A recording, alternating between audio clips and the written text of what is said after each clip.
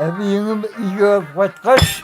Oy ularga bittilega yumurta vermegenler. Min anarga ettim.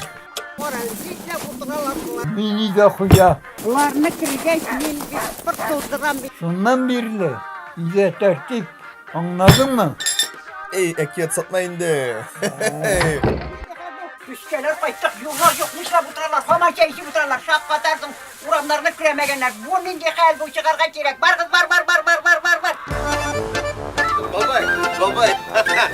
Gittin de. Kırpma.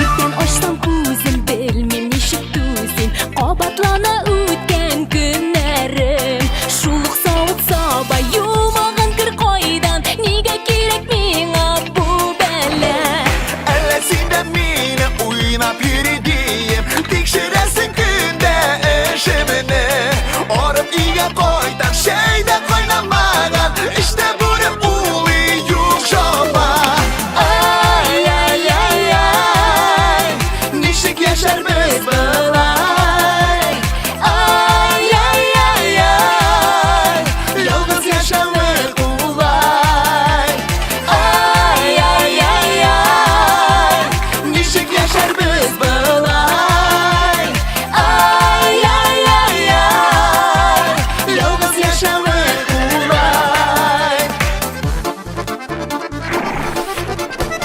Bir karasak buylap riza bulup soylap Kavuştuk biz ilken duyosap Şunun için canım durmuş yemin tadıp Birge yaşav gerek ut yanıp Ay ay ay ay Mengiga birge şulay Ay ay ay ay Yaşarga yazsın Hıday Ay ay ay ay Mengiga birge şulay Ay ay ay ay Yaşarga yazsın Hıday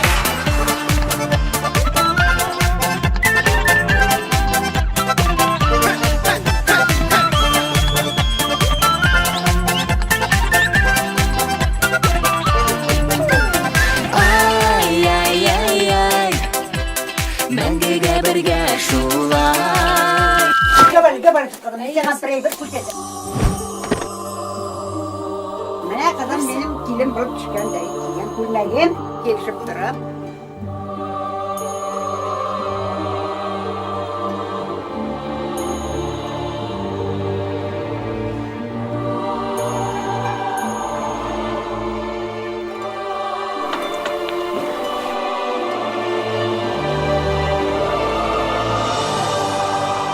Evisi.